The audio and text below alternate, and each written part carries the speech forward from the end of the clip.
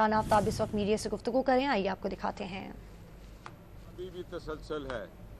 मैं एक उम्मीदवार हूँ इमरान खान का, जिसका विजन लेकर हम सब चल रहे हैं।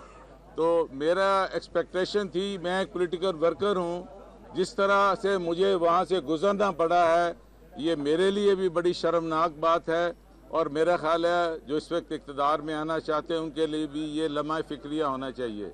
मेरे साथ मेरे MNA डॉक्टर निसार अहमद जट भी हैं। हम यहाँ पर आए हैं, हम चाहते हैं कि इन सब नामसाइद हालात के बावजूद हम इस जमहूरियत जो मैनेज्ड और मैनूवर्ड डेमोक्रेसी है, इसको हम आगे लेकर चल सकें और हमें कानून और आइन के मुताबिक हमें जो है वो इंसाफ मिलना चाहिए और हम चलें। आज का जो दिन है हमारे लिए बड़ा अहम है। इंशाल्लाह हम आपको भरपूर तरीके से आपकी आवाम की नुमाइंदगी करेंगे, क्योंकि आवाम ने हमारे हक़ में फ़ैसला दिया हुआ है।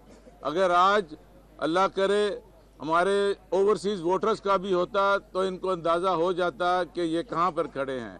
असल जो अवाम ताकत होती है, राज होता है और अवाम के दिलों में होता है। मैं गुजारिश करूँगा, क्योंकि हमने इस अजलास के बाद भी बात करनी है, मैं चाहूँगा कि डॉक्टर निसार साहब जो आज आए हैं, जिन्होंने साबिक़ वज़ीर दाखिला को यहाँ पंजाब से बेदखल किया है, ये भी बात करें।